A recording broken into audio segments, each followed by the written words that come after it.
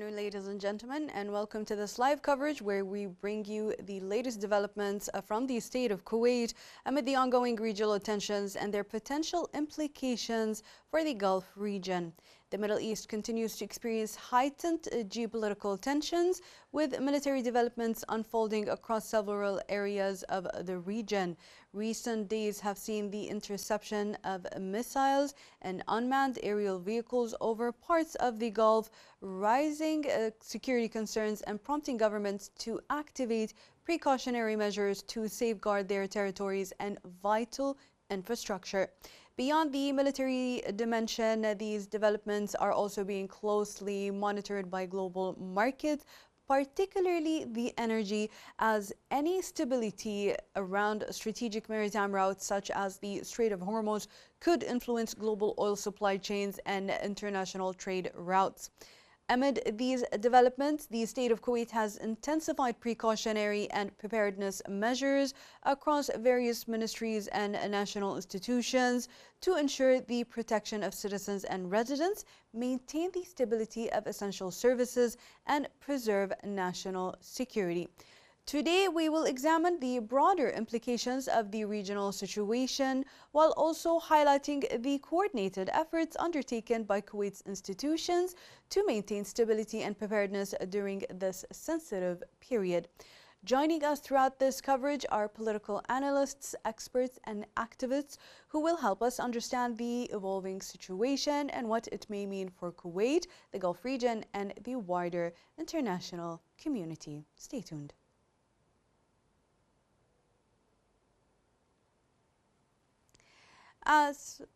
As for recent regional developments, they have prompted heightened vigilance across the state of Kuwait, particularly following drone attacks targeting critical energy infrastructure. Over the past hours, the official spokesperson for the Ministry of Defense, Colonel Saoud Al-Atwan, confirmed that Kuwaiti air defenses intercepted hostile missiles and drone attacks this morning.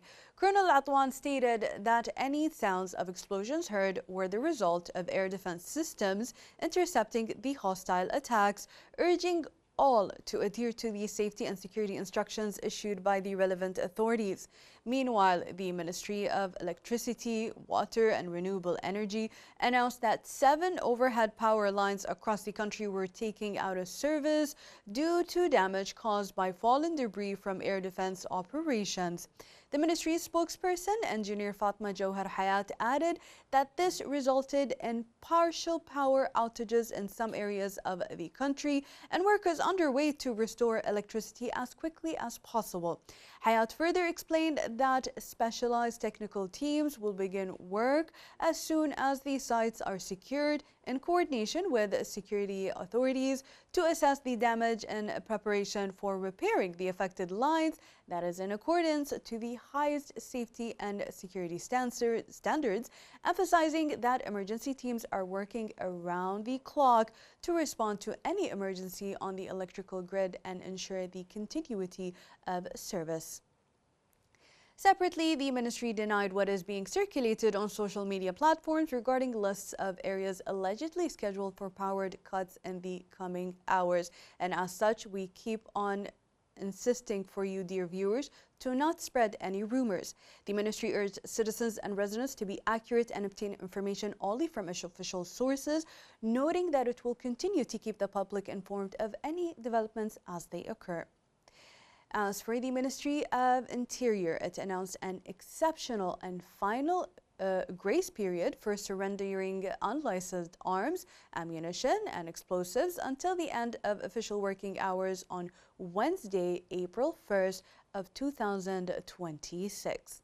In a press statement, the Ministry of Interior stated that during this grace period, no punitive measures will be taken against anyone who voluntarily surrenders any weapons, ammunition, or explosives in their possession in accordance with applicable legal provisions and as a way to encourage cooperation with the relevant authorities. The ministry also clarified that after the specified deadline, the law will be applied firmly and all necessary legal measures will be taken, including search and seizure operations within the established legal frameworks. The Interior Ministry further added that weapons, ammunition, and explosives can be surrendered at all police stations across the state of Kuwait, urging everyone to take advantage of this opportunity quickly as it will enhance security, protect society, and enable violators to rectify their status. Moving on to another state institution, as the Ministry of Health has affirmed that all healthcare facilities across the country are operating at full capacity and maintaining regular working hours in line with the essential nature and responsibilities of the health sector, particularly amid the current exceptional circumstances affecting the country and the wider region. In a statement outlining its operational procedures during this period, the ministry commended the dedication and efforts of its medical, nursing, technical, and administrative staff, confirming that all healthcare facilities, including general hospitals, primary healthcare centers, and specialized medical institutions, are functioning at 100% capacity on a 24-hour basis. The ministry further emphasized that these measures reflect its national and humanitarian obligations, ensuring the healthcare system remains fully prepared to respond to a range of situations while delivering high-quality, efficient medical care, safeguarding patient safety and protecting public health. منظومة الاتصالات بالكويت شغالة بكفاءة عالية ولله الحمد، والهيئة العامة للاتصالات وتقنية المعلومات مستعدة لأي طارئ لا قدر الله. وفي ظل التوترات اللي تمر فيها المنطقة فعلنا خطط الطوارئ وعززنا التعاون مع الجهات المعنية عشان نضمن استقرار الخدمات الرقمية وسرعة الاستجابة لأي مستجد. الوضع تحت المتابعة وكل الجهات المختصة على أتم الجاهزية. عسى الله يحفظ الكويت وأهلها. We are joined by Dalia Kumi, our correspondent from Washington. Hello, Dalia. How does Washington explain the announcement to postpone the strike while Iran denies any agreement? Is this a genuine diplomatic step or merely a political maneuver? Well, in Washington, the postponement is being framed less as a formal agreement and more of a strategic pause. U.S. officials suggest it is meant to create diplomatic space and test Iran's intentions without immediate escalation. As usual, Iran's denial, however, reflects a familiar pattern. Tehran avoids appearing pressured into concessions. It keeps repeating that it was not approached and that it did not ask for any ceasefire. This is likely not a finalized diplomatic breakthrough, but rather a tactical de-escalation step with political signaling on both sides. What about the reactions within the U.S. administration to Trump's announcement? Is there full alignment between political and military teams, or are there differing views? There's no clear indication of full alignment. Politically, we can say that the White House is presenting the move as controlled leadership, showing restraint while keeping pressure intact. Militarily, however, there are signs of caution. Pentagon officials tend to prefer clarity and credible deterrence, and pauses without firm commitments from Iran can raise concerns. So while there is no open split, there are different risk assessments between political and military circles. And now, how does the U.S. Congress view these temporary talks? Is there support for a diplomatic solution or caution against further escalation? Congress has maintained being divided but cautious. Some lawmakers support giving diplomacy a chance to avoid another costly conflict. Others are skeptical, as usual, warning that temporary pauses could allow Iran time to regroup or strengthen its position, or could be viewed as a sign of weakness. Overall, the mood is conditional support for diplomacy paired with strong caution against appearing weak. Now, as we see the effect of the war on the energy markets, does the U.S. administration see the postponement as a move that will stabilize the global oil prices, or will the markets remain volatile? Well, the administration likely hopes the postponement will calm markets temporarily, especially given the sensitivity surrounding the Strait of Hormuz. However, energy markets are still expected to remain highly volatile. due to several reasons. The pause is short term. Iran has not confirmed that it will abide by what is being circulated in Washington, that there is 15 points that are being negotiated right now to reach a deal. Risks to shipping lanes persist, so any stabilization is likely to be fragile and reversible.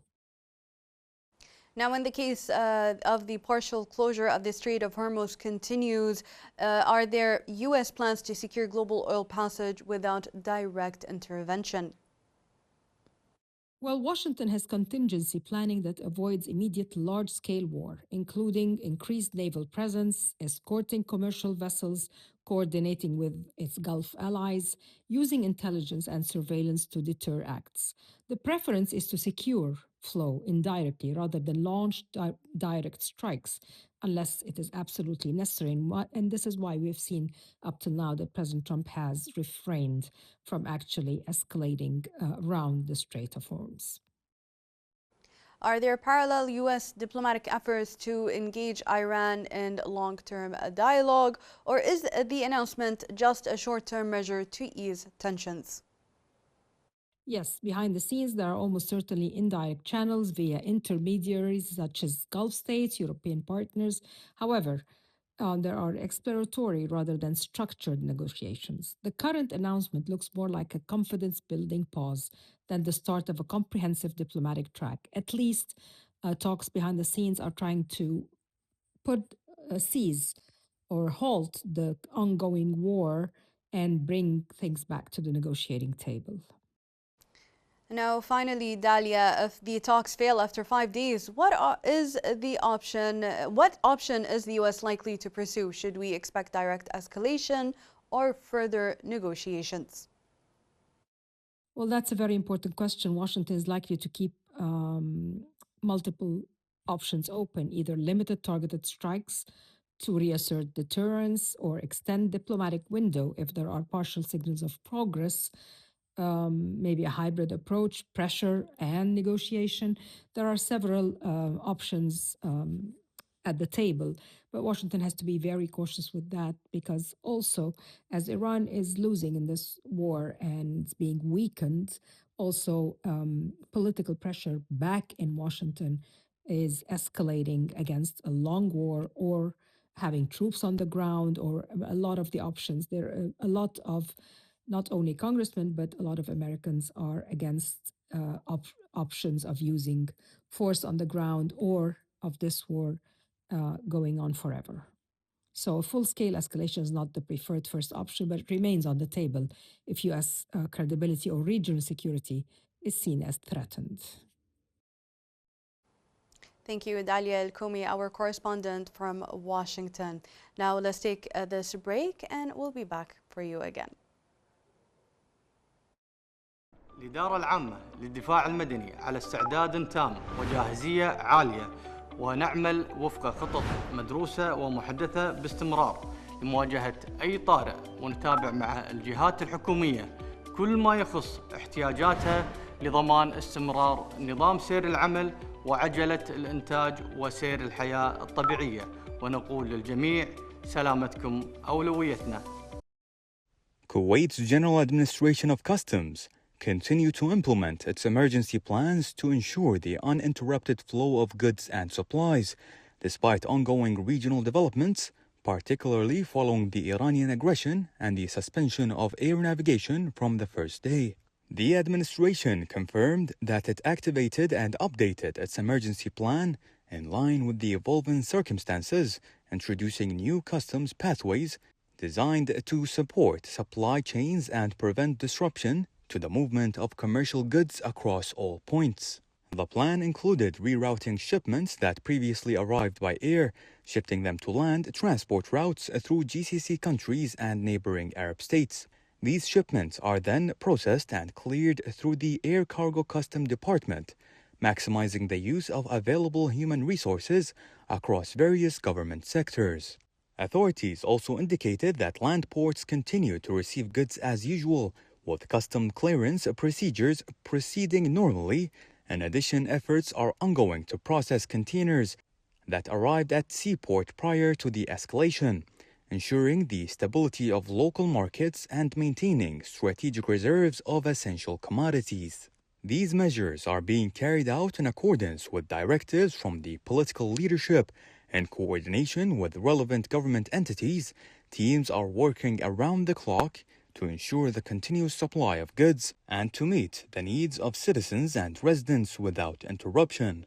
The administration emphasized that it closely monitoring developments on a daily basis, maintaining a high level of readiness and security vigilance, while tracking changes in regional and international trade flows to ensure the smooth movement of goods and passengers through the country's ports.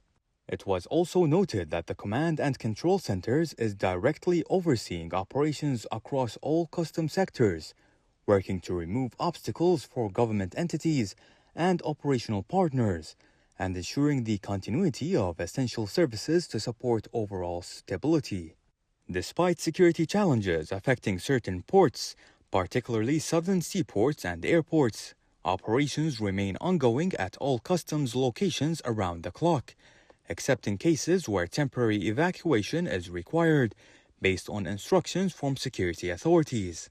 In terms of operational figures, customs data showed that cleared shipments included approximately 417 tons of medical supplies, 103,775 tons of food imports, and 24,400 tons of fresh produce, reflecting the continued flow of essential goods despite exceptional circumstances.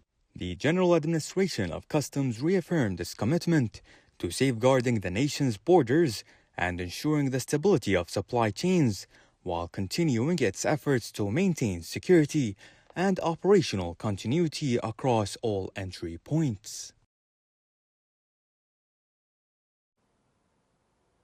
As we move on, we welcome back Mr. Osama Khalil Al-Shami, Director of Airports, Customs and Air Cargo. Welcome back, Mr. Osama, and thank you again for being here. I want to ask the first question. As government institutions continue to reinforce precautionary measures across the country in response to the regional ongoing developments, how would you describe the current operations and level of readiness at Kuwait's customs ports during this period? As you're aware, this is a disruptive instance for the ports. Thank you for having me one more time. As you know, ma'am, that customs is the first line of defense. We are working at the border, the first point of entry, so we have to make sure with the ongoing development right now in the region to make sure that there's two lines. We have a security line and we have a commercial line. Security, we have to make sure that whatever enter Kuwait has been inspected fully and it's safe to enter Kuwait. Plus, we have to accommodate the flow of commercial goods. So we work side by side. With what's going on, we have right now at the land border, there's a little bit more trucks, the flow of trucks, because there's some ports that shut down, so they switched from, let's say, airspace all the way to land borders. So you'll see some kind of backlog, but the flow is like continuous. Normal. The flow remains continuous. Yes, ma'am. Yes. So at the same time, you're ensuring the uninterrupted flow of goods into the country remains essential, because we don't want the people to feel any sort of panic, because we will always have our country's civil and military institutions working around the clock to keep citizens safe and the infrastructure safe. How does the customs sector balance strict inspection procedures? As you just said, there is a security line and a commercial line with the need to maintain the smooth movement of essential supplies and commercial shipments, as well as, I'm assuming, the regular traffic of people going in and out of Kuwait through the borders? Through the borders, there's no any changes with the traffic of passenger. The only thing you'll see that there's Kuwait Airways have opened up a line or flights from Dammam. So right now we have a fast track custom sign up with Kuwait Airways to open up a fast track for the trucks or the buses leaving to Dammam with a passenger. So there is a regular line for regular... Special line. A special line. Special fast track line. Yeah, so there is a special fast track line for Kuwait Airways Yes, ma'am. and their lines, and there is the regular one. The regular one, yeah. Yeah.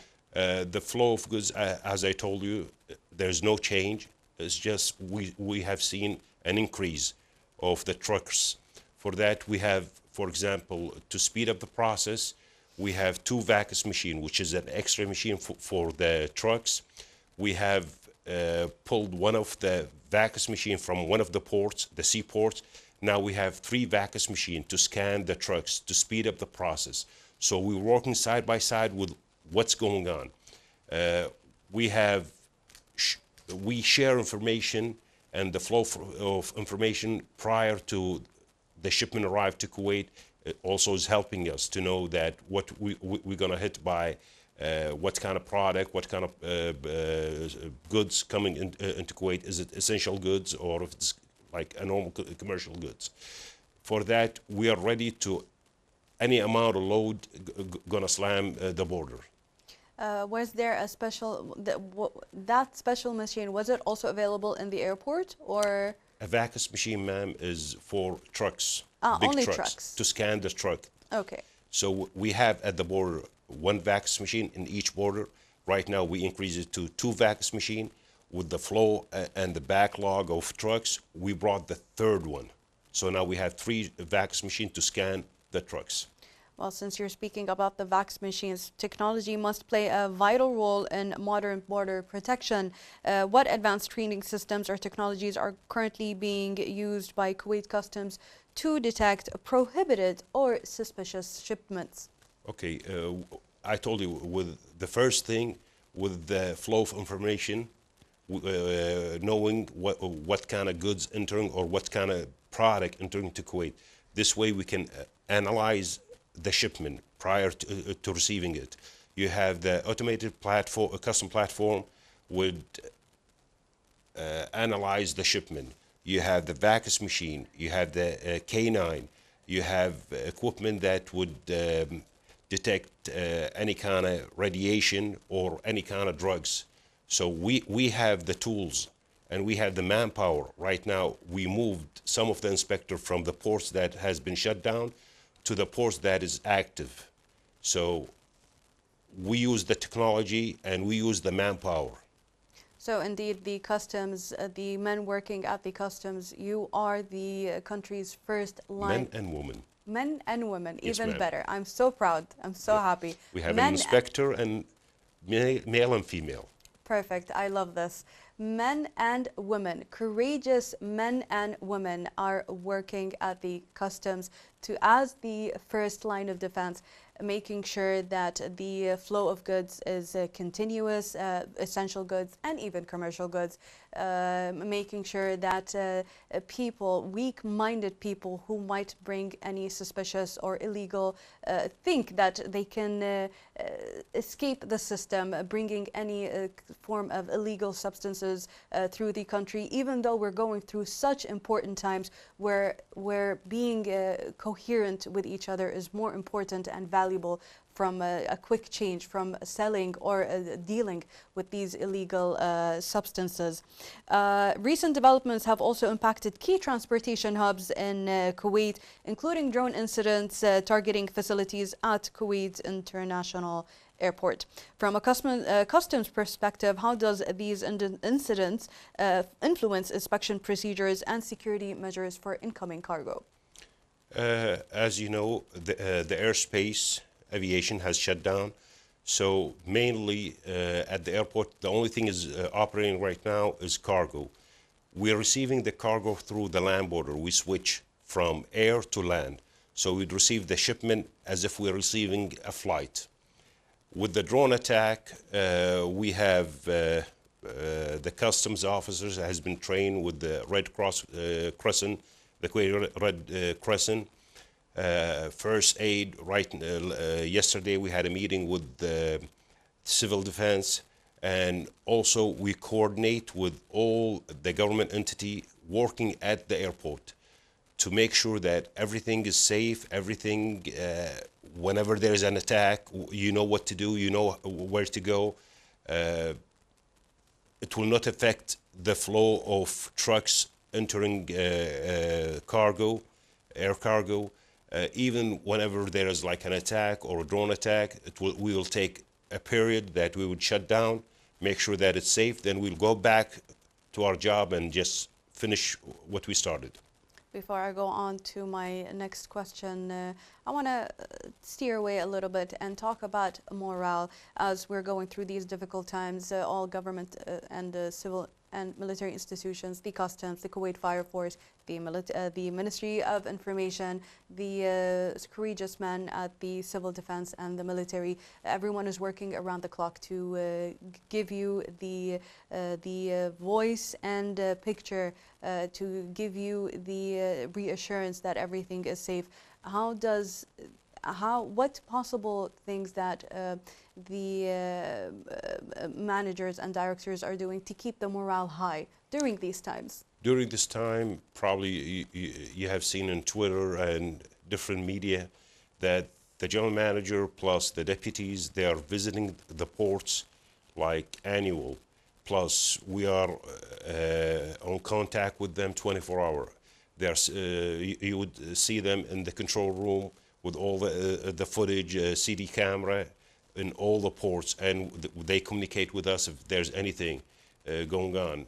And honestly, today at 4 o'clock, whenever there's attack, I was online with my boss, the deputy. We're chatting if anything or any hit toward the airport or any drone is sent to our side, and thank God there's nothing. None of the custom port was affected with any of the attacks that happened. And by Allah's grace, hopefully none will be. Moving on, during times of heightened regional tension, coordination with neighboring countries becomes increasingly important, specifically by land borders. Is there any ongoing coordination or information exchange with customs authorities across the GCC countries to enhance regional border security? As I'm slightly aware, there are some or a huge influx of the goods is coming from the borders bordering Saudi Arabia, for example. Yeah, as you know, ma'am, that custom, we consider ourselves as one big family. Doesn't matter if it's Saudi, Emirate, Qatar, Oman, Bahrain, we're all one big family, so we share information. Plus, custom, we have the law, 10/2003 is one custom law for the whole GCC nation. The flow of information is essential. We use this information for high-risk shipment, high-risk individual that is crossing from Saudi to Kuwait or from Kuwait to any country. So we share information. With this sharing information, it makes our life easier to know what kind of product we're receiving, the number of truckers hitting or slamming the border in yay time. So the flow of information between the GCC country is helping us a lot during what's going on right now. So there is continuous exchange of information from the Kuwaiti side and onto our friendly neighbors at the GCC countries to make sure that everyone has their smooth flow of customs. With the disruption of air cargo movement during this period, there's literally a lot of our items are actually coming through the air, through like the airport. And since it's disrupted now, how has Kuwait Customs restructured its logistical strategy to compensate for the suspension of air freight? As you told me, you have brought the AVAX machines, machines to increase the level of security measures for these trucks. Is there anything else as well? As I told you, we increased the manpower at the borders. We increased the tools that we're using at the borders. We're working 24 hours on the clock, non-stop. We have, whenever you say that the goods has stopped at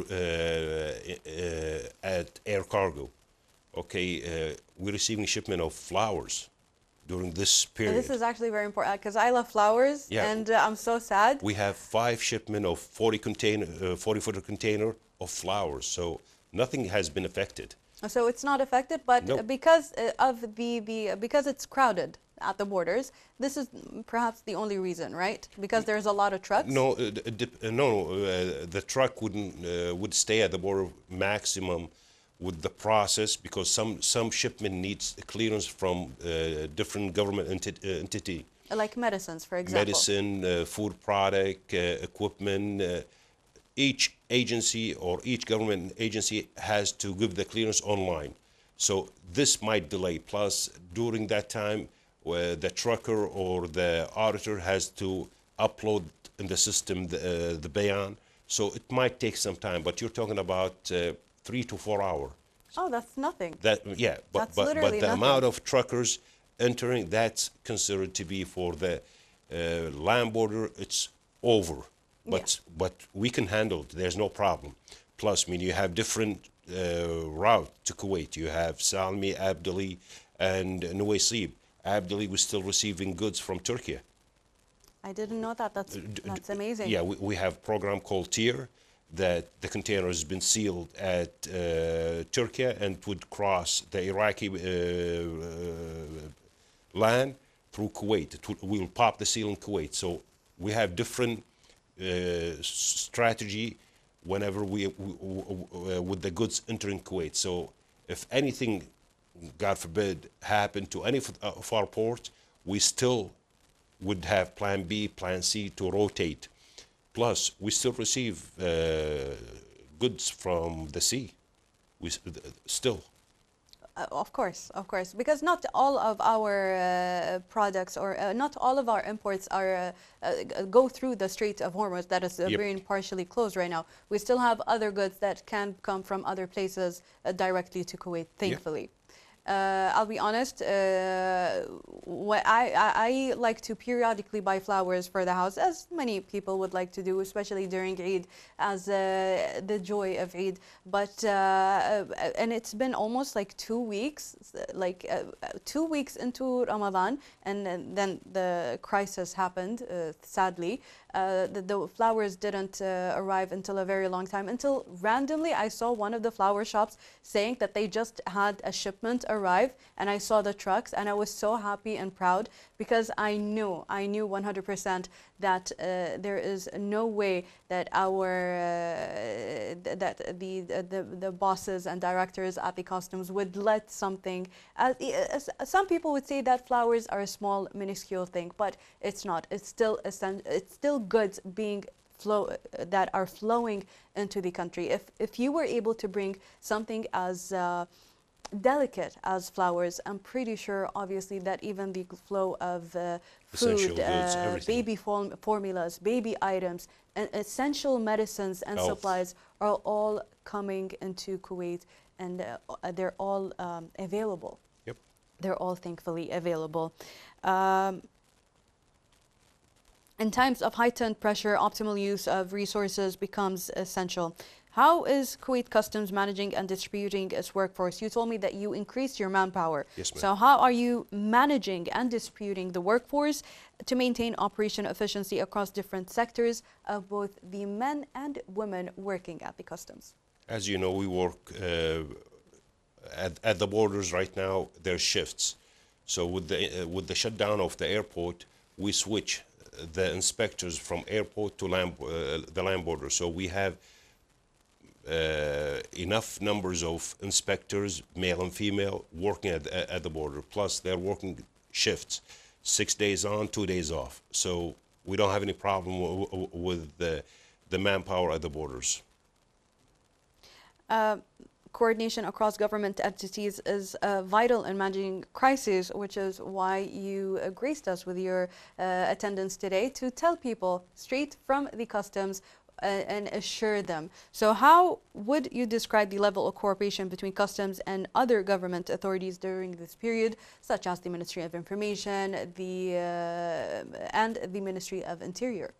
Okay, as customs, we get our information, or if there's any alert, we would get it from Ministry of Interior because they're in charge of the security. Information, we'll get the information from KTV2 and different Kuwaiti channels. We coordinate with civil aviation, with the National Guard, with the Kuwait Army, Ministry of Interior, Fire Brigade. We have to coordinate to finalize what's going on in Kuwait, because it's hopefully a short period of time and this thing would be over. So with the coordination, we have like small committees. Each, like at the airport, I have a committee for airports. Anything that happened at the airport, they will just pop the information and it will just announce to all of us. The land borders, you have border security, you have Ministry of Interior, you have the Army, you have the National Guard. So we work side by side just to make sure that the flow of goods, the ports is completely open and there is no delay or a shutdown. Now, here's a question. I just had a website tell me that my shipment, like my order has been shipped, but knowing them, obviously it comes usually by plane, by air. Has there been any correspondences with the famous online chains regarding changing their shipment routes with the Kuwait Customs? No, the only change is that they don't fly it straight to Kuwait. It would land in our neighbor country, and they'll put it on a truck and send it to us. So this is literally the only change? Right now, there's a shortage of truckers to Kuwait with the amount of trucks loading and coming. I don't want to mention the companies' names, but we have the main companies, they're every day arriving at air cargo, offloading their shipment. We inspect, and they'll be delivered to you. It's just a matter of time, ma'am. Perfect. So I will get my shipment Keep ordering. eventually, and not just me, everyone else are still getting your shipments. So does that mean, and I want to be a little bit nuanced, does that mean that people can still order online? Because Yes, ma'am. people are still scared. They're still worried. There's completely no problem. You can No order problem. online, your items will still arrive, albeit a little bit, there would be a little bit of time, but this is just the delay of arriving to the neighboring country, which is Nothing nothing. has been changed. Just keep ordering, and you'll receive your shipment. It's just a matter of time, and that's it. You have no idea how many young teenagers are happy to hear this this news. Recent data shows significant volume of imports entering the country, and does these figures reflect the resilience of Kuwait's supply chains under current conditions? I feel like it is obviously a yes, but I would like to hear it from your end. As I told you, nothing has been changed, and all the goods. If you go to the co-op, you'll see everything on the shelf. I don't know why people are worried that there's going to be a crisis, there's going to be a shortage. We're receiving everything. I mean, even from far countries, we're still receiving stuff. It's non-stop. In the event of the situation escalating, what are the contingency plans in place as uncertainty during these times remain a key factor? God forbid, but as I told you, we have different plans. We have A, B, C, D. If anything happened to this port, we're going to switch to different ports. We have a plan that what if the three borders are stopped? The land borders would stop. What are we going to do? So keep this for us, or let's plan what's going on, and you just keep your eyes shut, relax. Don't worry about this. We cannot mention what's our plan on TV. No, obviously. Okay, but the borders will never shut down. Don't worry about that.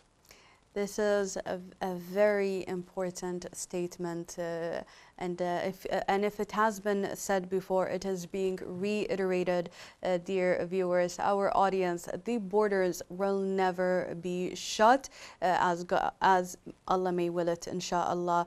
Our courageous men and women that are working at the customs throughout the clocks, the inspectors, the workers, everyone is making sure that your daily or your shipments, daily, weekly, monthly shipments are still arriving as you've known, as you've got used to. So there is really, thankfully, we live in a country where we continuously work towards keeping it safe, to keeping its sanctity, its sovereignty, its security, its peacefulness, its prosperity, its abundance.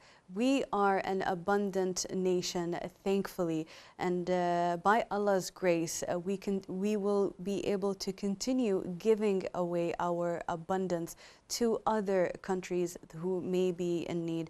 Thankfully also that we are in a region that, even though it's going on through current unstable conditions, we have resilient neighbors who are as adamant and making sure that their flow of goods is also going on just as normal. I would like to also ask if inshallah the crisis dissipates, peace prevails once again, there is obviously a plan for you to quickly rearrange everything back into full-on normal capacity, as in the airports and the sea and everything else? The only port that's been affected by what's going on is the airports. But you have relocated the employees there, Yeah. or are there employees at the airport right now? No, we don't have employees right now ready at the airport because they evacuate all the employees at the airports. But as soon as they open, or we get notice that they're going to reopen, the next day, my officers, they're going to be on the ground working. I mean, they've been off for a week, for whole Ramadan. They're fed up sitting at home doing nothing. They're ready. They are ready to check your items. They are ready to clear the customs so the goods can finally arrive to each. Not the goods, the passenger. We would like to see the passenger traveling back again. Yes, yes. There are a lot of people who are worried about the current conditions, wondering, because a lot of people actually had plans ready, holidays ready before the crisis has happened, and then the crisis struck, and now people are wondering what will happen, what will happen. We may not know with full certainty what may happen, but we do know that everyone is working diligently, vigorously, with full-on care to make sure that this crisis does not affect us no matter what. Kuwait Airways opened a land route from Kuwait to Dammam, from Dammam to London. This is the first step of many steps if the crisis was to escalate or to continue. But that just shows you that everyone is working to make sure that our prosperous life doesn't feel much changed. I'll be honest, I was at the avenues yesterday, and it was the third day of Eid, and there was actually a lot of people there. There was a lot of people, and I felt, obviously I don't like crowded places, so I was uncomfortable, but I was also happy because seeing these kind of crowded places just makes people... But it's normal. It's normal. People have full faith that our systems are fully operational, that nothing is going to ruin our systems. Yeah, plus, ma'am, this is one of the plans that with shutting down the airport and there's no flights out of Kuwait, you'll see that the government has a different plan. The plan happened that, okay, we're going to fly from Dammam. The Kuwait Airways would switch from land to air. So the government, they have planned everything. So just feel safe, feel that, or live your life. Don't worry. If anything, we planned everything, hopefully for the best. You planned everything, hopefully for the best. You have plan A, B, C, and such for the worst, and obviously the best. And obviously, you want to ask our dear audience to one of the reasons why we want to tell our dear audience to continue living on their life is when we tell them it's okay, you can go out, you can continue living your daily life, you can keep on purchasing, participating in our local economy, buying from our local shops and small businesses and such, or big department stores and such, as well as ordering your items from abroad, importing them back, because we don't want our dear men and women sitting back at home bored because there is nothing for them to do. We want to be able to, look, I'll be honest, us ordering and continuing our life shows our faith. Yeah. Shows our faith in the system. So, dear viewers, keep on doing what you do best, live on life, pray to Allah that we keep our brave, courageous men and women safe, those who are at the borders, making sure that our items are entering, those at the responsibility areas, making sure that any hostile targets are intercepted and would not cause any further harm. We pray for mercy upon the righteous martyrs who have given their lives up for our dear homeland. We pray for strength. We pray for continued resilience. We pray for beautiful patience, and we pray to be able to hold on to our faith in Allah. I'll be honest, fear is a natural human response. Fear, panic, worry, it's a natural human response. Negative emotions are like the human mind or the human brain is You cannot control it. You cannot control it. Humans are more susceptible to negative emotions. They love to spread so quickly, which is why it was so important to bring you here once again to remind people and assure them that everything remains normal, even if the regional situation feels uncertain. Everything remains normal. I was worried when I was ordering my items because it took them a while to ship. But once they shipped, I wasn't even worried about the fact that if they're going to arrive. Because, well, I'll be honest, it just makes sense. It just makes sense that you cannot stop living life. And the flow of goods in and out of Kuwait is part of that lifeline. So this is normal. Yeah, and we're not talking about just essential or different goods. No, all goods. I mean, there's now shipment of, and you'll be happy, of golds entering Kuwait. Oh, this is... So you can go shopping. There's no problem. I mean, all the goods is allowed to enter Kuwait. It's just we categorize different shipment. There's a priority to essential goods, medication. Yeah, the priority is for the medication and essential goods. But all the goods are entering Kuwait with no problem. Even the exemptions. We have government exemption for different stuff. We would waive sometime because we don't want to delay.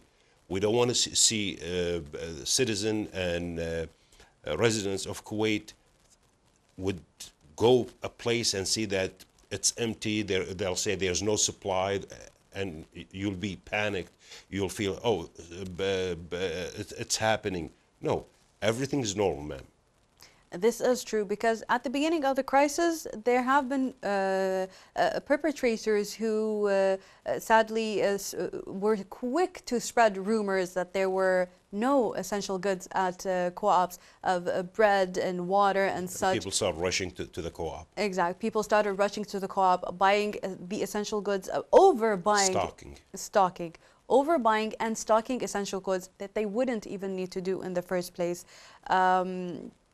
And I'm thankful that the Ministry of Interior were able to apprehend these people quickly and reassure the citizens and residents of Kuwait that everything is still normal. I also was able to go to the Operations Center of the Ministry of Social Affairs myself and see how they're maintaining order from their end and seeing the strategic stockpile of poultry, rice, sugar, water. Obviously, everything is within normal rates. Even if people are scared about the electricity and water, everything will remain within the normal rates. Yes. We are a resilient nation, thankfully. We were able to overcome the brutal 1990 Iraqi invasion. We were able to overcome such a travesty, and we will be able to overcome, and we were able to obviously also overcome Corona. That was also a very disruptive period because there was there was a pandemic involved, and of course it did also disrupt the flow of goods, not because it was because they don't want the goods to come in and out. They were just making sure that everyone is safe and no one would get sick and such. So as when they did these check-ins, when they made sure that everyone received their goods and without getting sick, thankfully, they were literally doing the same thing regarding these essential goods. You can order in, just make sure you don't do anything illegal, don't buy anything suspicious. Order flowers, order food, order your medicines, order your supplies, go to the gym, go have a walk. Live your life. Live your life. Because when we live our life, it helps the collective consciousness remain calm and keep the faith and morale up high as the state institutions are continuously monitoring the situation, as the Ministry of Interior is monitoring the situation and making sure that if there was any problem or if there were any hostile targets in the area, that they would turn on the sirens and you would hear the tones. Everyone knows, by this time and now, you have our kids from small ages to big ages. Everyone knows what the 3 siren tones are. They know what they feel. And even those loud sounds, they're not as scary as before. We know that they mean that they've been intercepted.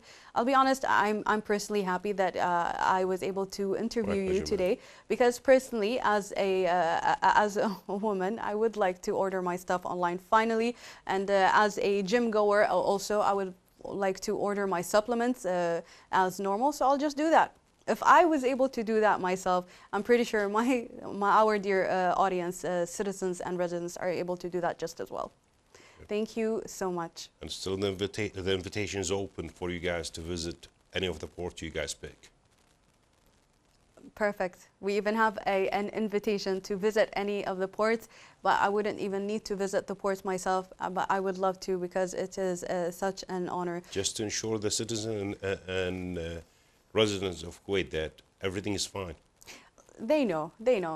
I'm pretty sure that we know. It's just that little fear, that little worry. Worry becomes contagious. But because worry becomes contagious, so does joy and so does assurance. That is why we keep on assuring you, dear viewers, keep on ordering. Everything is normal, and stay safe. Thank you so much, Mr. Al-Shami, for your valuable insight once again. Thank you so much for your service. Thank you so much for your patience, for your resilience. And thank you so much for giving up a lot of your time, because I'm pretty sure that even the courageous men and women working at the customs have spent their Eid at the customs, away from their family, away from their homes. So thank you so much. From personally, from the Ministry of Information, from the English News and Department, and from the Kuwaiti and citizens, we all thank you. Thank you. We'll take a short break, dear viewers, and we will be back. تؤكد وزارة الكهرباء والماء والطاقة المتجددة بأن عمليات توليد الطاقة الكهربائية وتحلية المياه تسير وفق الخطط التشغيلية المعتادة، وتؤكد الوزارة على جاهزيتها التامة للتعامل مع أي طارئ من خلال خطط متكاملة تتضمن الإجراءات الواجب اتباعها لاستمرارية الكهرباء والماء. وتوفر لدى الوزارة كفاءات وطنية مؤهلة وعلى أعلى درجات الاستعداد لتفعيل هذه الخطط متى ما دعت الحاجة. والمخزون الاستراتيجي من المياه العذبة في البلاد في ازدياد، إلى جانب توفر مخزون من المياه الجوفية، مما يعزز قدرة المنظومة الوطنية على الصمود والتعامل مع مختلف الظروف. Truck 1 and Company, LaGuardia Tower. Truck 1 and Company. 2 people have died after an Air Canada plane struck a fire truck while landing at New York's LaGuardia Airport, one of the busiest in the United States. Authorities are now investigating the cause of the collision. including whether air traffic control coordination may have played a role. The CRJ-900 aircraft operated by Jazz Aviation as Air Canada flight from Montreal was landing at the LaGuardia Airport in New York with 72 passengers and 4 crew members on board. Minutes before the crash, a Port Authority fire truck was responding to a United States airline flight that had reported an odor on board. At approximately 11:40 p.m. on Sunday, the Air Canada aircraft collided with the fire truck on the runway while landing. Stop, truck 1. Stop. Stop, truck 1. Stop. Audio recordings revealed that the air traffic controller had initially cleared the truck to cross the runway, but as the Air Canada jet approached, the controller urgently tried to stop the vehicle in the seconds before the crash. According to flight tracking website Flight Radar 24, the aircraft struck the truck at about 39 kilometers per hour. U.S. and Canadian authorities are still investigating the incident, but early indications suggest they are focusing on air traffic control coordination. Due to the impact, the airport was closed following the crash, but security checkpoints began reopening at about 1:30 p.m. local time. تؤكد جمعية الهلال الأحمر الكويتي جاهزيتها للاستجابة للطوارئ والكوارث في ظل الأوضاع الجيوسياسية الحاصلة في المنطقة. جمعية الهلال الأحمر الكويتي تعمل من ضمن منظومة إنسانية متكاملة مع مؤسسات دولة الكويت من حيث الاستجابة السريعة وتجهيز المتطوعين من ضمن أفرقة مختلفة للاستجابة للطوارئ في سرعة قصوى. يعد متطوعين جمعية الهلال الأحمر الكويتي من المتطوعين اللي تم تدريبهم مكثفاً في الإسعافات الأولية والاستجابة للكوارث والاستجابة الميدانية. تؤكد جمعية الهلال الأحمر الكويتي جاهزيتها الميدانية ورفع جاهزيتها من حيث الاستجابة للطوارئ في حالات اللي يتم ندائها. بالنسبة للمخزون الاستراتيجي لجمعية الهلال الأحمر الكويتي فإحنا على أتم الاستعداد للاستجابة في حال النداء من قبل مؤسسات حكومة دولة الكويت. U.S. President Donald Trump stated that the U.S. has held talks with Iran and that the two sides had major points of agreement, explaining that U.S. envoy Steve Witkoff and Jared Kushner previously talked to the Iranians and that discussions would continue. This came following President Trump's threats against Iranian energy infrastructure in case Iran refuses to reopen the Strait of Hormuz.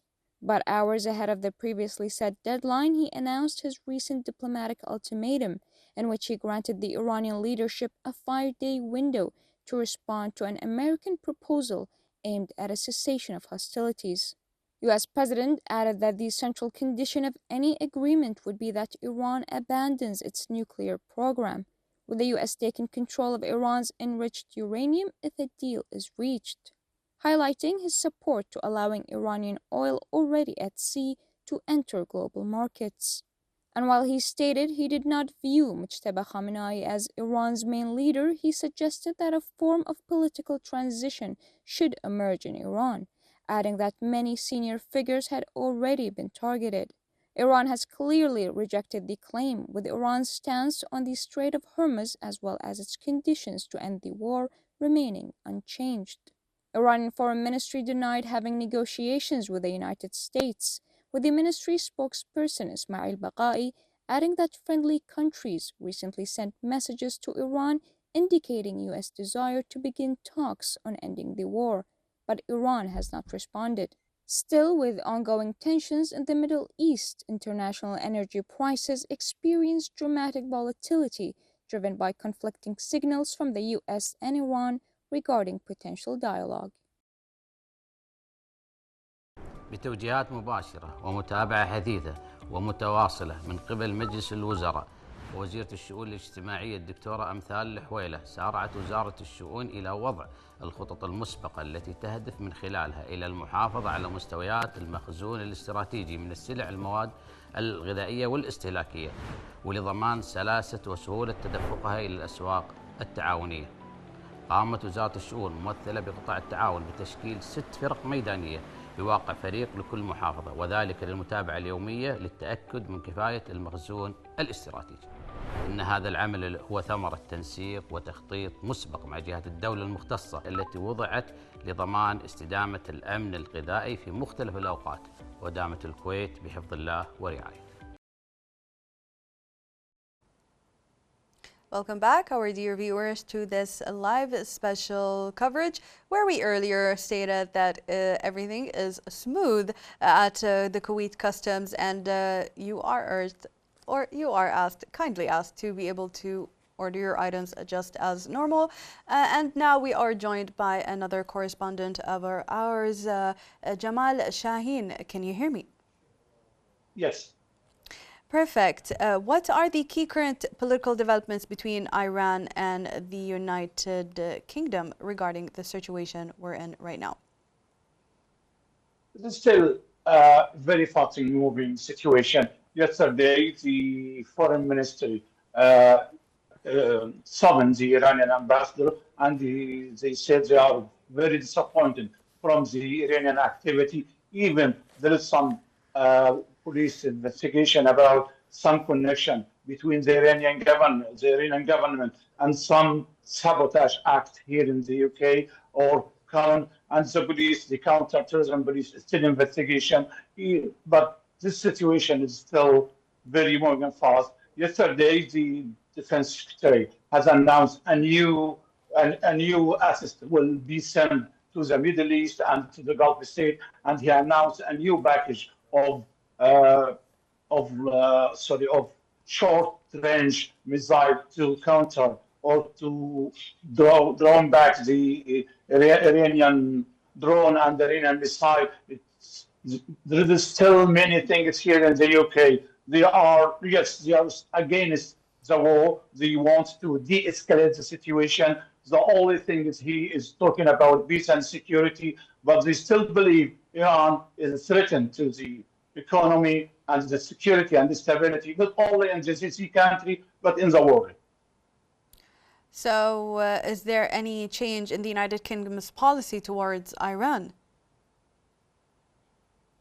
The situation is still the same. But even the Prime Minister yesterday said every decision he made is still under review. They investigate how the Iranian government tried to attack Diego Garcia military base in the Indian Ocean, which is owned and run by the United States and United Kingdom. Yes, the two rockets is not reached to the military base, but they think this is a new level of threat.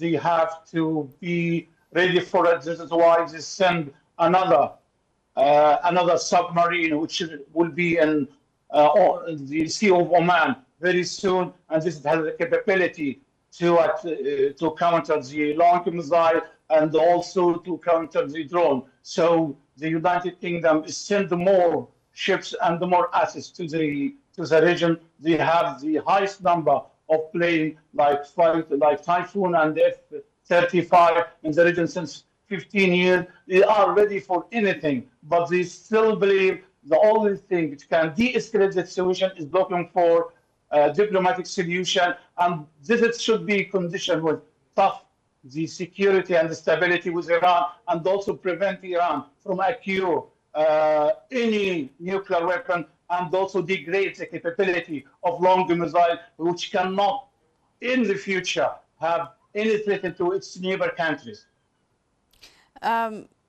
Speaking of that, how does the current conditions in Iran affect diplomatic relations between the United Kingdoms and the Gulf countries? The United Kingdom is a strategic relation, have a strategic and deep-rooted relationship with the Gulf countries.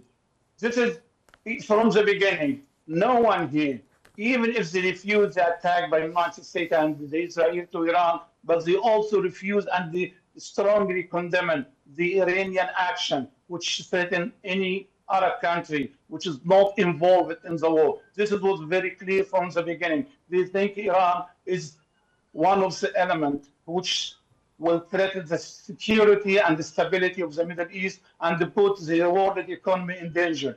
Because even that, the Prime Minister yesterday said, we doing our best and we are ready to do our best to help our partner in the Gulf. There is a strategic relationship. There is a commitment between each other to support them. And this is why the United States send more troops to the Middle East and to the Mediterranean, because the Iranian attack the Middle East countries like Gulf state, which is not involved in a war, like the Prime Minister said, and this is very strongly condemned by the United States. And this will also have a huge effect in the relationship between Iran and the United Kingdom. Well, speaking of the relationship between Iran and the United Kingdom, how does the British government assess the situation inside Iran in light of the current protests and Iranian statements? The British government believes what's happened from the air attack, which led by United States and Israel, will not change the regime. So it's much better to find a solution, because they understand this situation will create a dangerous situation in the Middle East, even after the war. Because nobody now, even the Gulf state, will not trust the Iranian regime. Even here, they don't trust the Iranian regime. The Foreign Secretary confirmed many times, we don't trust the Iranian regime. They don't trust him. They don't trust any word of the Iranian regime. This is why they said, if there is any agreement in the future, should be prevent Iran from acquiring any nuclear program and degrade its capability for long missiles which attack the neighbor country. And also, I need to add that the British government are working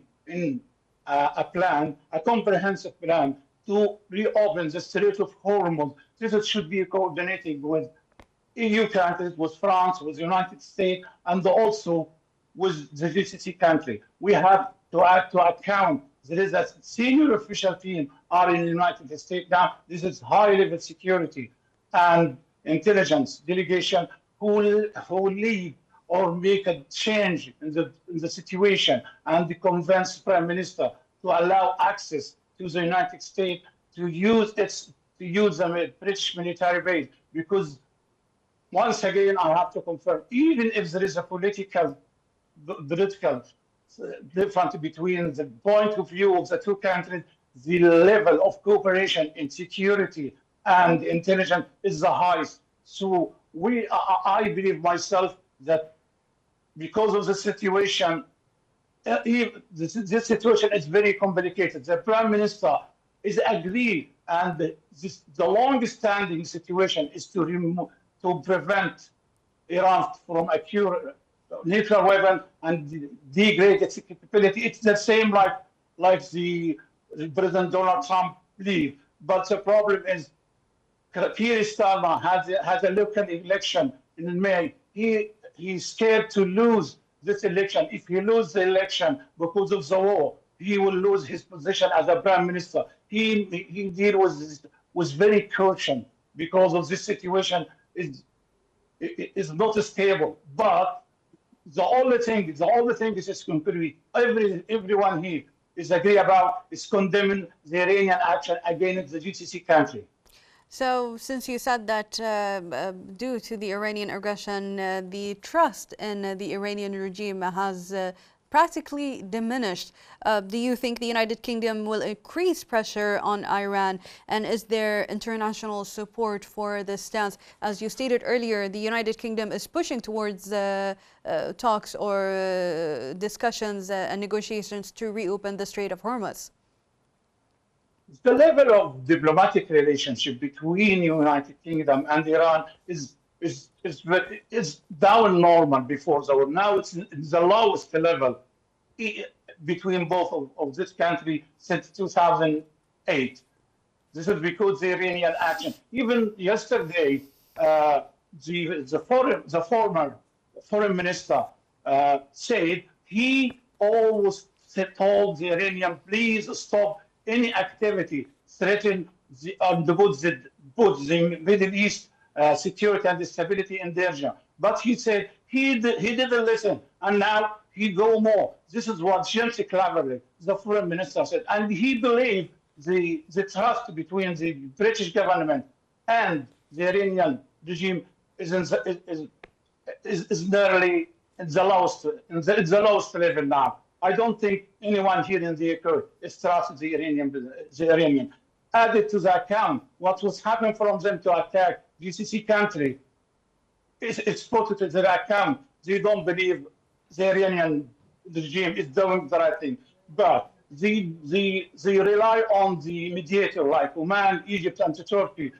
There is no other contact between them. Only 2 days ago, there was a phone call between Abbas Araghchi and David Kuba. David Kuba also warning Abbas Araghchi that if Iran is continue to attack GCC country and put the world economy and the security of energy in danger, this will be an account, and the United Kingdom should reconsider its position.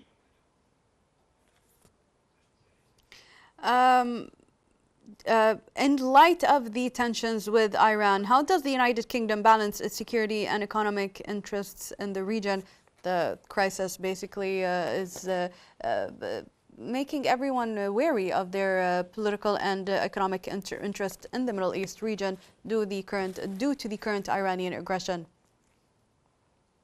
Now, just right now, the Chancellor have a statement in the Parliament how to secure the energy supply.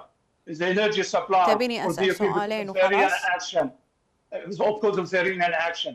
But like every EU country, they are working in a group to try to secure the energy supply by release the reserve of the oil. But this is not enough. They understand this is not enough. They have to find a way to reopen the Strait of Hormuz and guarantee the security of navigation of the shipping at this very important strait. As you may know, this is nearly 21% of the global energy are coming from this also. This will not also affect only the supply, it will affect the medicine and the supply of food. If this war is going to continue more, the whole world will be affected. We see here, even now, the price of oil and the gas becomes higher. Maybe we expect more tax, which none of the European countries, including United Kingdom, wants this. This is why everybody believes in this world, here in the West, that Iran is dangerous, puts the economy in dangerous, and secures the stability of the energy and the world economy. Thank you so much, Jamal, for your valuable input as part of our correspondent network outside of Kuwait. Now let's take a quick break and we'll be back to you, dear viewers.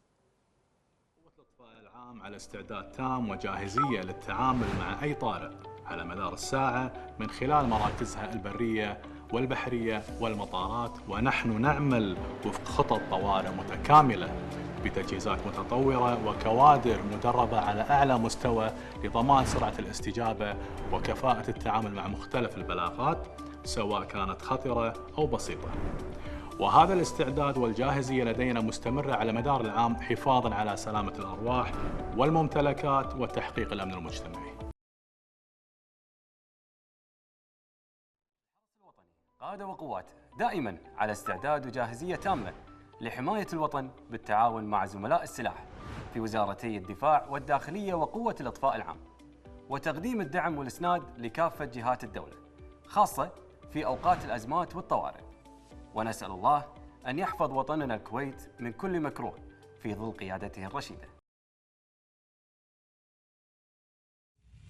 تؤكد جمعية الهلال الأحمر الكويتي جاهزيتها للاستجابة للطوارئ والكوارث في ظل الأوضاع الجيوسياسية الحاصلة في المنطقة.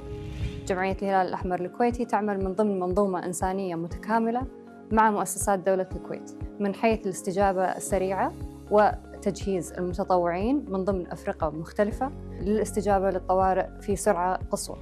يعد متطوعين جمعية الهلال الأحمر الكويتي من المتطوعين اللي تم تدريبهم مكثفاً في الإسعافات الأولية والاستجابة للكوارث والاستجابة الميدانية.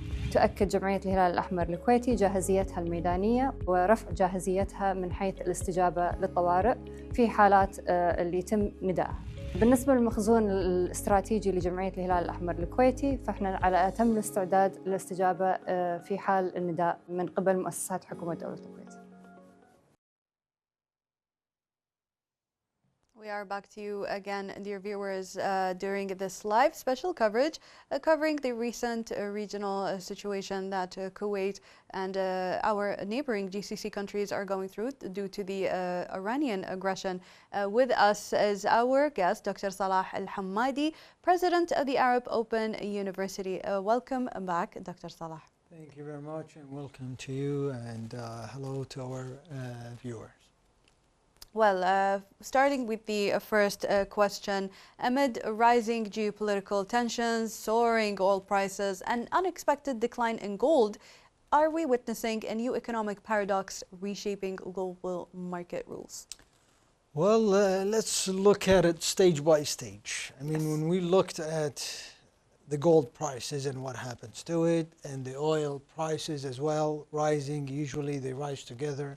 At this time, we have seen that the oil prices has gone up because of the geopolitics in the region, and that is very normal, especially with the closure of the Strait of Hormuz. In terms of the gold is the safe haven for lots of investors.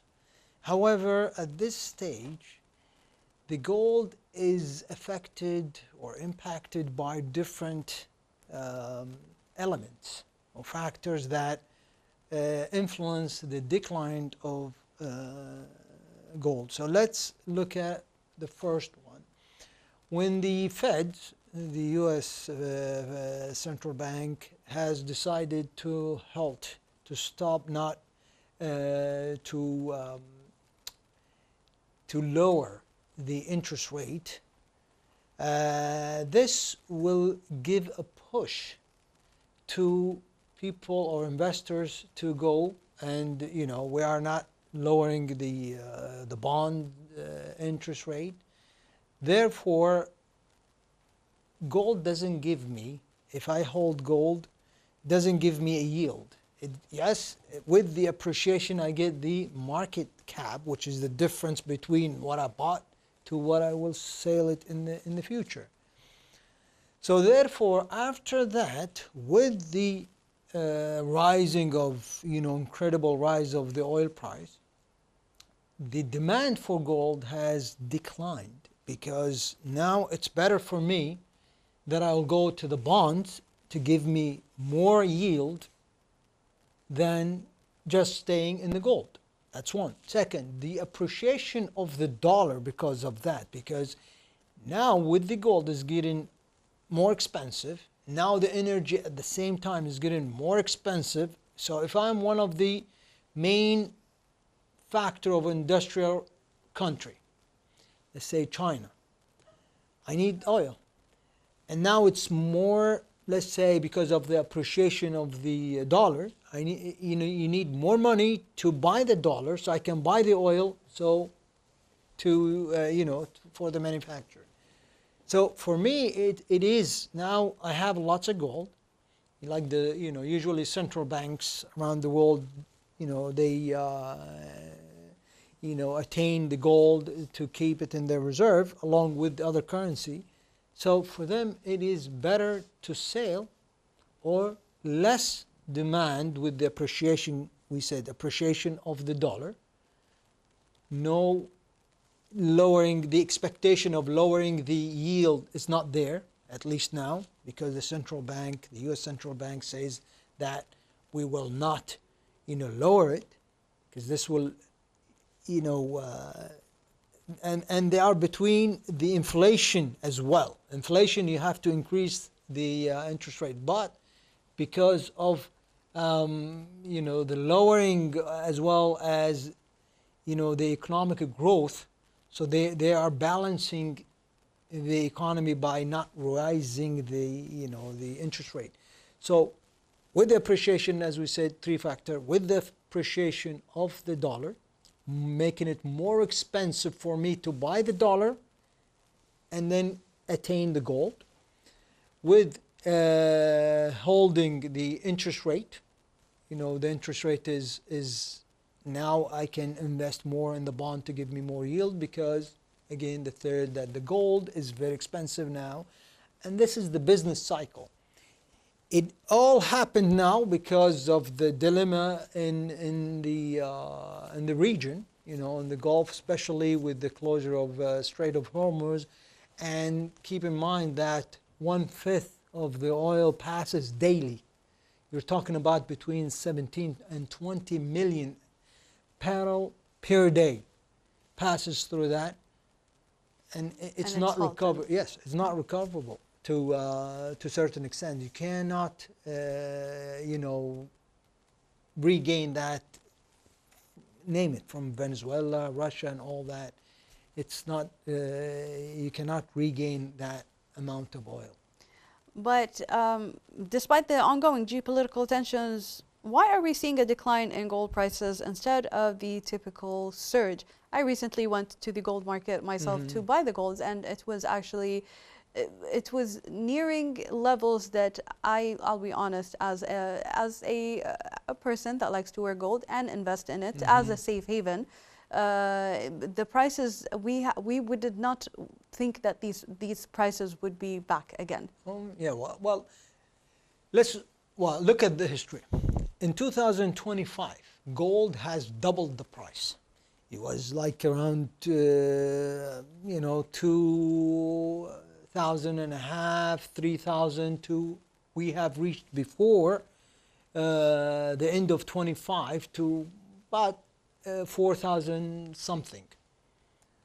However, in 2026 only, and we are still in March, the gold has gained more than 20%. So it was a huge jump. And in any commodity, in any stock, in any investment tools, there is the business cycle. So it doesn't go straight up. It fluctuates up and down. So it will find a floor at some point because of whatever reason it helps it to, you know, to drop. So therefore, in, you know, beginning of 26 till now, as we say, gold has gained more than 20%. Therefore, with the, you know, with the factors that it gave the gold ammunition to drop. I mean, if we see since yesterday and day before, gold has regained some, you know, some moment. Yes, it did. But is that gain is going to continue? It might, and it might drop again, which is expected. Why expected? Because we still don't know. You know, any market doesn't like uncertainty. You know, surprises is very bad for markets. You know, it could be good surprises and it could be bad surprises. So nowadays, we don't know how long this conflict will take. Could end up today, could end up now, could end up, we don't know, longer time. So the price of oil, you know, it's also fluctuating. It's, you know, it's not steady. It's not there forever. It's just temporarily you know, rise of the oil price. Same thing with the gold.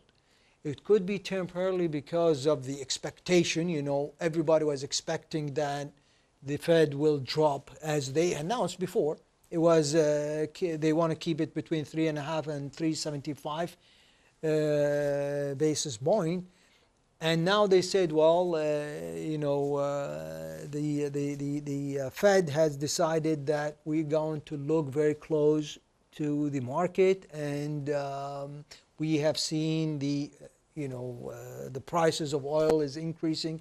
They're afraid of the inflation. They don't want to slow down the economy. They have other priorities that they have discussed, and you know, with all these prices of the gold, they have increased tremendously up because everybody's talking about demand of oil. The gold has been dropped, especially the bigger buyers, which is the Central Bank of China. I was reading a report that they didn't, you know, usually let's say they buy 9 tons and they didn't even buy that much lately. So there was a huge drop because it was too expensive for them to buy. They have gold that they want to sell to gain to buy the the oil, because now oil is more expensive to them. And of course it will take time until they find an alternative source of energy. They're not going to change the oil, but they will change the source. Like, yes, we depend on, at least for the next, usually oil prices are sold on future. So it's not what you buy today you will use today. No, it will be delivered in 3 months or whatever. Depends on that. So the good things is, yes, we have a reserve outside the Strait of Hormuz that we can supply our customers as a producer of oil, but that's not going to stay longer. And I'm sure the U.S., Iran, and the Gulf state will find a way of straightening this. There is other option in the market, but it's never going to replace the Strait of Hormuz that in terms of shipping. It is a vital strait after all. You just said that China recently didn't buy its usual take of gold due to the fact that it's too expensive for it to trade with. Even Russia, not just these are the big two customers. We're talking about a huge amount of gold that's been bought by a government to keep in the reserve and to keep it for a place, an event like now, because the oil prices has been almost doubled. If we're talking about the Brent oil, the U.S. Brent oil is over 100. If we're talking about the Kuwaiti oil, is more than 150 compared to just last month.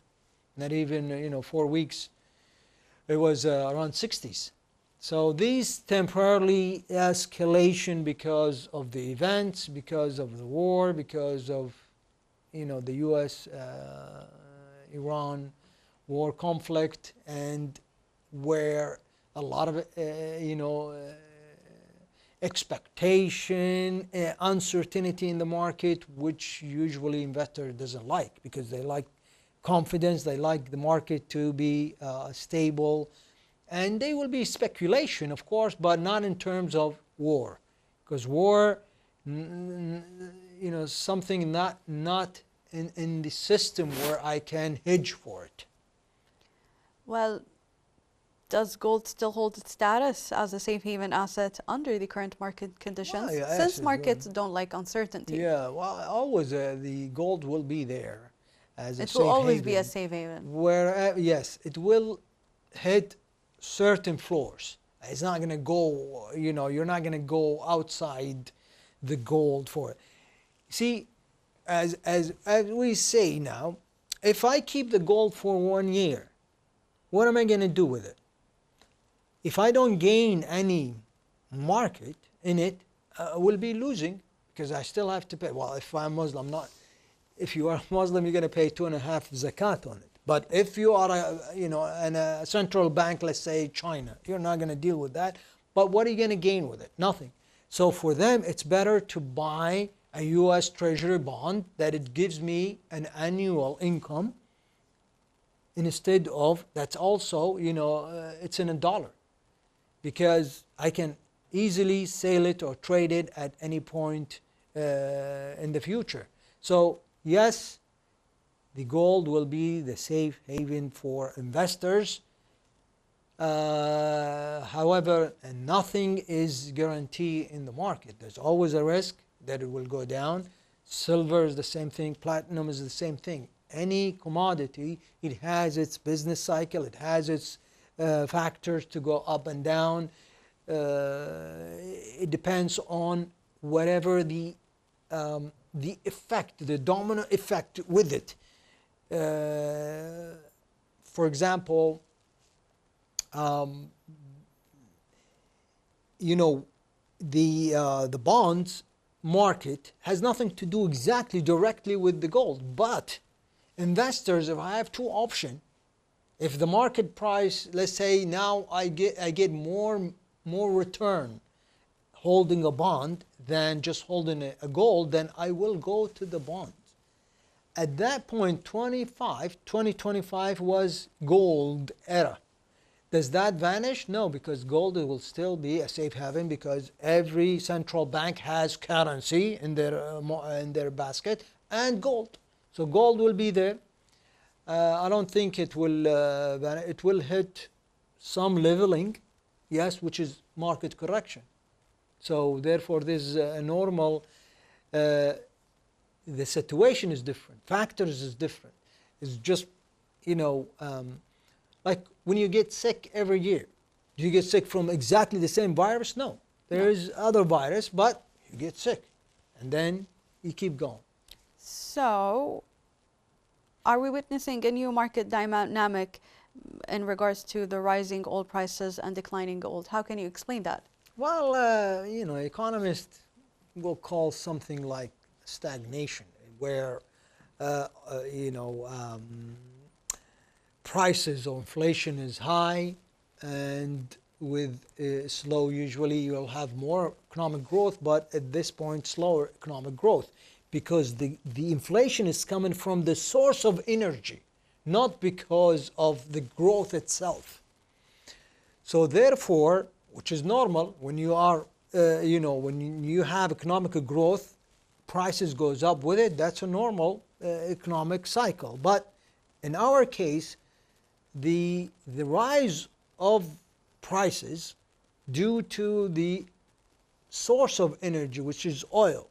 Now, this will lead with it. It will cost me more to produce. Let's say this table now, it cost me 3 KD before. Now it's cost me 10 KD. So I will have to transfer that cost to the customers, and not just the table, everything. Now, the transportation is more expensive. Insurance is more expensive. So whatever in the chain of production and the supply chain is increased due to the energy, because it's like a chain. It's nothing by itself. So that's why oil is a huge source of or element that in the production function. So when we talk about land, labor, and entrepreneur and capital, so here the main source of the raw material is oil, where it goes into a lot of production, and a lot of manufacturers still using, the sources of the oil itself, whatever form it is, diesel or gas or whatever, yes.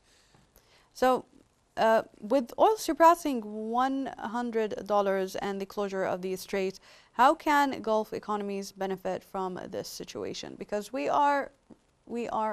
our economy is reliant on oil. Yeah, well, of course, the government fiscal policy will benefit from that rise, of course, but again, it's only temporarily. And this, yes, we will see more income, but that income, parallel to it is the rise of the cost of living. So whatever that the government is doing, whatever, let's say I want to build a new manufacturer, or I want to build a new city, where it used to cost me, let's say, 1 billion, now it's going to cost me 2 billion. So again, it's nothing like the government will take that entire benefit or rise of the oil prices by itself without getting any effect. Yes, it will have some budgeting, but that budget is not sustained. When it is sustained, it's like, let's say I raised your salary by 1,000 KD this month only. Yes, you will enjoy that 1,000 of increase in the salary, but that's not permanent. So therefore, the next month or the month 2, you go back, dropped, and you have to, customize yourself that this increase is not permanent. You might increase, yes, as Keynesian says, that's the it will have an effect. You will buy that month only more because you have more money. You can buy, go out more, you can enjoy buying whatever, and that amount that has been increased, but it's not permanent, because only as soon as everything goes back to normal, the oil prices will be lowered, and will be because the factors is gone. The factor is the closure of the war and close of Strait of Hormuz. And if these two stop, let's say the war stopped tomorrow and the Strait of Hormuz is opened, ships can go back and forth. Of course, it's not going to go automatically right there, because we still have the uncertainty of the the mines in the water that the Iranian has plotted, and the increase of the insurance on ships, and that will take some time to be dropped. We're not going to see, yes, we will see a drop, of course. It's like yesterday, when President Trump has said that we'll give 5 more days to the Iranian, we're not going to bomb their resources, or the power resources. You see the oil prices came down. So yes, events affect the market, but again, it's still the uncertainty will still remain there until the confidence of the people, the investors, is back. Then we will see normalities. Right now, we are not in a normal market. The market is driven by factors. So the abnormality is normal at the current time that we're in right now. At that time now, the abnormality is the current normal market status because of the war. Yes. Despite the higher prices, are there real risks to the Gulf's ability to sustain oil exports under current tensions? Well, of course. I mean, there is. I mean, with the closure of Strait of Hormuz, as I mentioned earlier, the Gulf state has put a reserve outside the Strait of Hormuz. For example, Kuwait has a joint venture with Oman, and Bahr al-Arab, which is the Sea of Arab, and but still, whatever the reserve that's been built outside the Strait of Hormuz will not recover the 20 million barrel per day. There will be still shortage. There will be still, fear that this will take longer. Prices will be fluctuating. Of course, some countries will benefiting and they want it to be up. Of course, if we look at who is a producer now and not in the GCC, we have Russia, we have Venezuela, of course, and other countries that are not within the GCC. Yes, but fear is still there. I think the fiscal policy is playing a great deal in terms of making buffers, sort of to make sure that the financial status in the country as well is, or whatever income coming from the oil is also maintained. Well, how will the surge in oil prices, in fact, impact Gulf state budgets? Are we heading towards significant fiscal surpluses? Well, I would not say significant surpluses, because this is not permanent. So therefore, if it's not permanent, who knows from now till next year, or the end of the year, even not next year, prices doesn't, if the war finishes, we have seen the oil price below 50, and we have seen 30, and I remember at one point I've seen them in $20 per barrel. So all these surpluses is vanished, because it's not a stable commodity. It depends on factors that influence the oil prices. So therefore, when oil prices affect in the market because of a war, it will go up. Things comes down, demand low, prices will go low as well.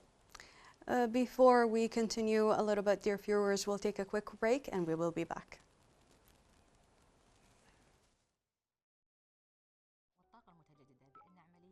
توليد الطاقة الكهربائية وتحلية المياه تسير وفق الخطط التشغيلية المعتادة، وتؤكد الوزارة على جاهزيتها التامة للتعامل مع أي طارئ من خلال خطط متكاملة تتضمن الإجراءات الواجب اتباعها لاستمرارية الكهرباء والماء. وتوفر لدى الوزارة كفاءات وطنية مؤهلة وعلى أعلى درجات الاستعداد لتفعيل هذه الخطط متى ما دعت الحاجة. والمخزون الاستراتيجي من المياه العذبة في البلاد في ازدياد، إلى جانب توفر مخزون من المياه الجوفية، مما يعزز قدرة المنظومة الوطنية على الصمود والتعامل مع مختلف الظروف. The war has entered a far more dangerous phase. What began as a confrontation with Iran has now crossed a critical threshold into the heart of the Gulf's energy system. The targeting of Iran's South Pars gas field was not just a military strike, but a strategic provocation, one that shifted the battlefield from military installations to vital civilian infrastructure, and the response was immediate. Iranian missiles struck Ras Laffan in Qatar, the world's largest LNG export hub, alongside oil facilities in Saudi Arabia, the UAE, and now ports in Kuwait. This is no longer a contained conflict, but an escalation with global consequences. With the Strait of Hormuz nearly closed, through which 1/5 of the world's oil flows, energy markets are in shock. Prices have surged, supply chains are disrupted, and the global economy is now directly exposed. But here is the critical question. Is this escalation accidental or engineered? In the Gulf, the answer is increasingly clear.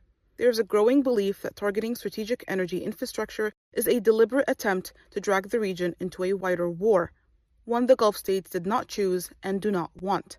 Yet restraint does not mean vulnerability. The Gulf is drawing a firm line. Energy security is a red line, and patience is not unlimited. Today, a new Gulf doctrine is taking shape, one that balances diplomatic neutrality with military preparedness, a strategy rooted in international law but backed by the full right to self-defense. The message from Riyadh is unmistakable. A unified front, Arab, regional, and international, is forming. Legal frameworks are being activated and violations are being documented. Article 51 of the UN Charter is now on the table. This is no longer just diplomacy, this is positioning. Because if these red lines continue to be crossed systematically and repeatedly, the Gulf will not remain on the sidelines, and that would mark a turning point, not just in this war, but in the future of the Middle East itself. Welcome back, dear viewers. And we have one more question for our dear guest, Dr. Al-Hammadi. If oil prices remain above $100, which scenario is more likely, sustained economic growth or a potential crisis driven by geopolitical instability? Well, if the prices remain above 100, but there is how about two scenarios? What if remained above 100, which is like 120, 150, and what if actually it went above and beyond? Yeah, well, it all depends, because right now, if you know, having economic growth or a recession, it all depends on, okay, the prices, but not just the prices. We're talking about supply of oil. So if the supply is not there, so let's hopefully not that the Strait of Hormuz continue to be closed, and that will make more shortage in the supply. It doesn't matter how much it is. It could reach 300, but I cannot deliver it because of the closure of Hormuz. Of course, there will be, I'm sure, there will be an alternative from both ways, from the producer of oil and the receiver, which is the, you know, the manufacturing countries. So therefore, if we look at if it's above 120, we'd see you know, a growth on that. It all depends. It depends on how escalation of the war, because we always have to go, what makes it 100 is the war and the closure of Strait of Hormuz. So therefore, if the war continue with, we don't know what's going to end up. Are we going to continue with the war on a daily basis? Because, we are not, probably I would say, some countries are used to a war. And that's their daily life. They lived with it, they go with it, and there's no effect. However, here we don't know. We're trying to finish it. We're trying to put a limit to it, and we're trying to minimize the risk of getting, bombed, risk of, the people whose we care about more than the oil itself. But at the same time, we're trying to find a solution. What is, if that disclosure, that wars continue, then it all depends. So therefore, if the budget stayed above and with it, and the war has, somehow reduced, stopped, Strait of Hormuz opened, yes, we will see a growth. We will see a benefit in the GCC budgeting, because now we have seen that there is a delivery of oil. Life is trying to go back to normal.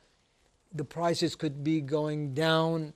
There's no more for escalation unless, demand. That when it makes the prices, if I needed more, the price will go up. If I don't need it, then the price will fluctuate as it is. Well, thank you so much once again, Dr. Salah Al-Hamadi, President of the Arab Open University, for your valuable input regarding the economic aspects and economic repercussions of the current geopolitical tensions that the region is going through. And finally, dear viewers, before we conclude this special coverage, I would like to remind you that in times of crisis and regional tensions, maintaining stability is not limited to official institutions alone, but extends to the awareness of the entire community. Citizens and residents alike form an essential part of the security and stability system through their adherence to official directives and their responsible handling of information. With the rapid spread of social media, rumors have become one of the most serious challenges facing societies in such circumstances as this one, as inaccurate information can contribute to anxiety or exaggerate events beyond their true scope. As we stated earlier regarding these rumors when it comes to these co-op and supermarkets and the flow of goods. This underscores the importance of obtaining news from official and reliable sources and refraining from sharing any unverified information.